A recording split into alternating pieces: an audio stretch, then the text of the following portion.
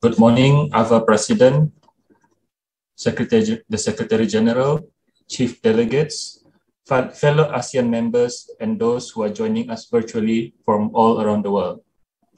Without wasting any more time, let's proceed with the presentation.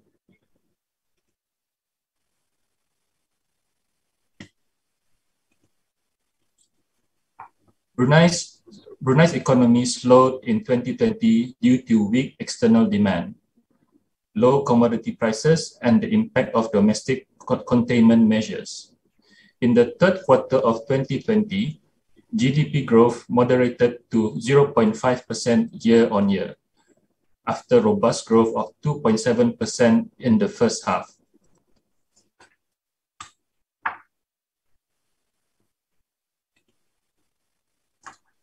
On a quarter-on-quarter basis, the economy contracted by 2.7% in Q3, despite the COVID-19 outbreak and public health measures that restricted economic activity.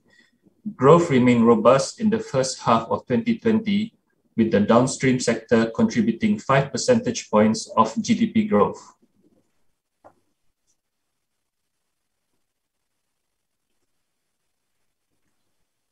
Growth has been largely supported by the downstream oil and gas sector, particularly in the production and exports of refined petroleum and petrochemical products. Crude oil and liquefied natural gas exports, on the other hand, have been hampered by domestic production disruptions, as well as weak demand and prices.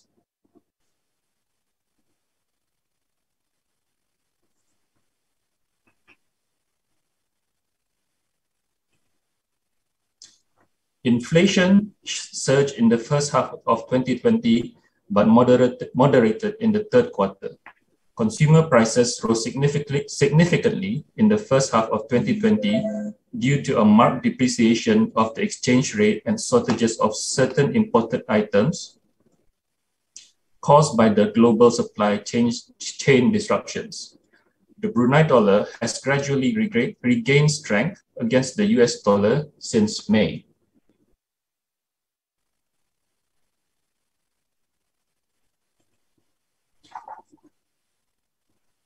The trade balance fell into deficit in the third quarter of 2020. Travel restrictions enforced worldwide led to lower demand for jet fuel, diesel, and gasoline. The global aromatics markets has also been affected as manufacturing activity slowed. Meanwhile, imports of mineral fuels used as feedstock for the production of refined and petrochemicals products surge.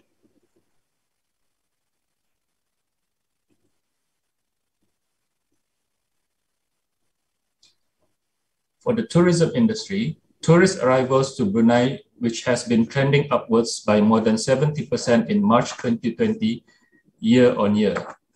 The hotel subsector declined by 12.3% in Q3 2020 after a sharp contraction of 21.5% in first half of 2020. Hotel occupancy rates dropped to 18.3% in June 2020, but recovered partially, helped by staycation promotions.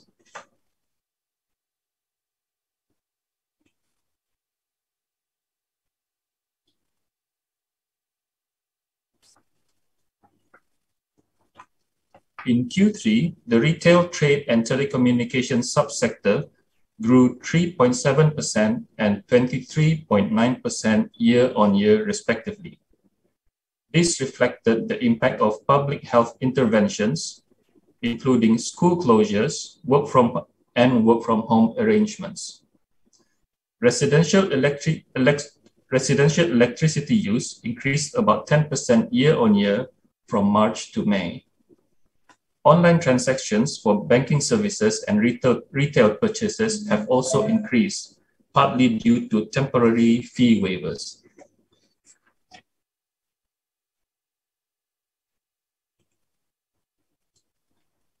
Domestic lending fell sharply in the third quarter of 2020 due to a decline in credit to households, particularly in personal loans financing. Credit to businesses has been more robust, although lending to certain sectors saw large declines.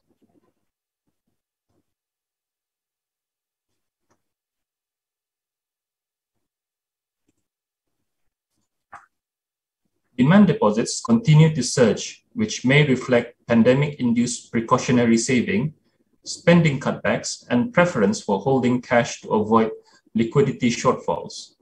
Deposit rates have also fallen to record lows. Domestic interest rates fall to record lows in Q3, mirroring the developments in Singapore.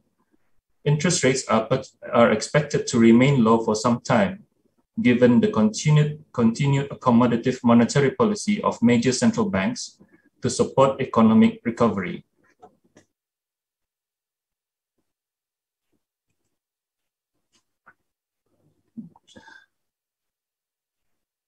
The negative Q1 growth in 2021 was largely due to a contraction in oil and gas mining, manufacturing of LNG, and construction, which reduced by 16.6%. Crude oil production fell to 114.9 thousand barrels per day to 112,000 barrels per day, while LNG production decreased by 11.4%. The decline in the upstream oil and gas sector was attributed to unanticipated production disruptions, while the slump in construction was due to limited availability of migrant workers and shortage of raw materials amid border closures. On the other hand, strong growth was recorded in the downstream oil and gas sector, particularly manufacturing of petroleum and chemical products, as well as in agriculture, retail trade, restaurants, health services, and business services.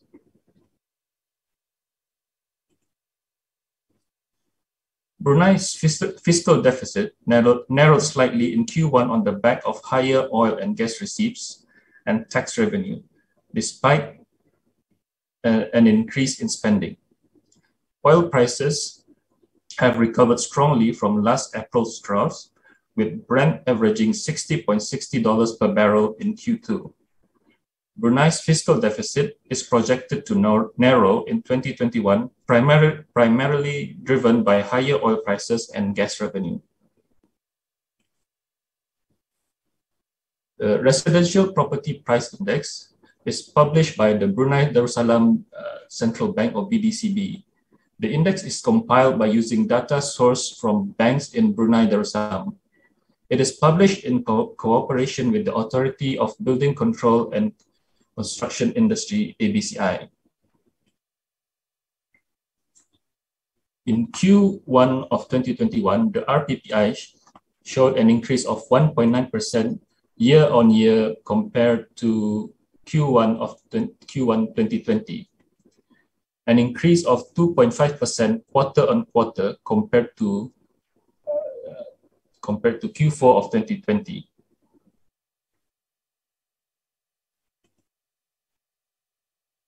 This is the year-on-year and the quarter-on-quarter price change.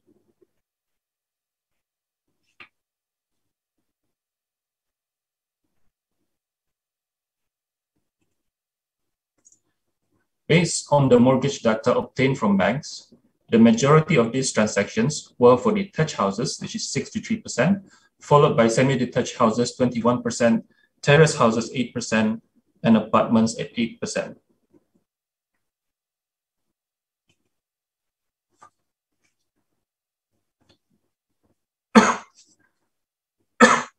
These are the median prices of 4 property types in Brunei based on BDCB's findings. It needs to be said that this is a more generalized view of the property market, as it probably does not take into account core factors such as location, fixtures and finishes, and floor area.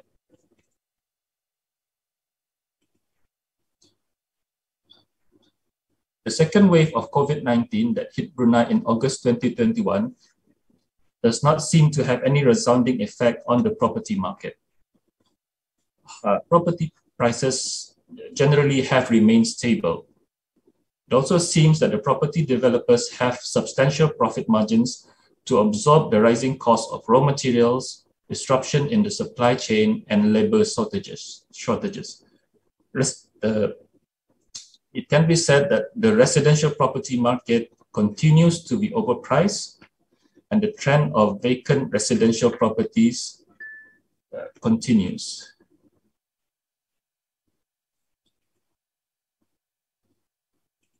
With that, I end my presentation. Thank you all for listening.